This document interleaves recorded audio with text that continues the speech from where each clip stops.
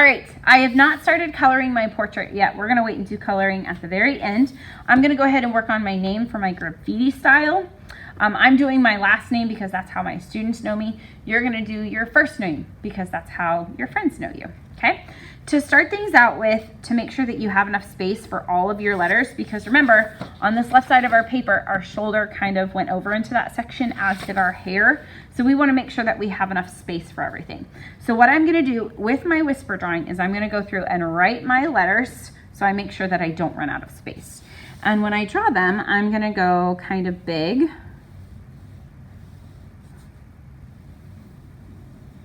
And a graffiti style, a lot of times your letters might slant differently, slant to one side. I'm just gonna do Monty on mine instead of Montague. Okay, so I have my letters, Monty. I've made sure they're gonna fit.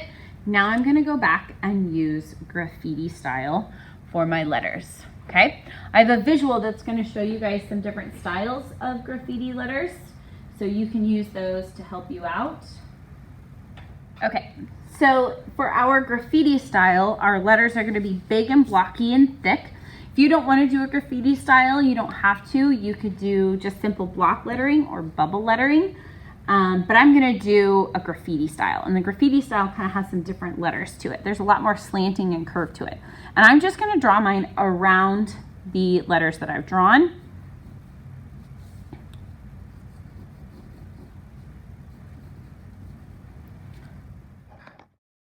All right, use your style to give your letters some thickness. Once you've made them more thick, go back and erase your inside lettering. And then you're going to create a background, an outline around it. A lot of graffiti art has an outline as well. I'm going to use colored pencils to color my portrait. I like using colored pencils because I can cover a lot of space in a short amount of time, and I can also layer on colors, just like I'm doing here. I'm using a darker tan to add in the shadows on my portrait to make it look realistic. In addition, I'm using a variety of colors on my hair, lips, eyes to make them look as realistic as possible. Your goal is to use the materials given to you so you can create a very realistic portrait. Once you've finished your portrait, you're going to use your colored pencils to add color to your graffiti name. Typically graffiti names, the outline space is all one color. Sometimes it'll blend in with other colors, but typically it's all one color. After I've done that, I'm going to go and create a blended pattern on my letters using two different colors.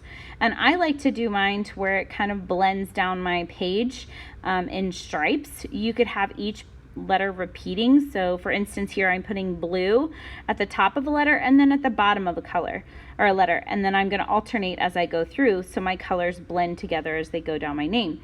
You could have each letter be exactly the same way for your blending, like blue would always be at the top and purple always at the bottom. Here's your finished portrait. You've created a realistic image of you and done some really great graffiti names.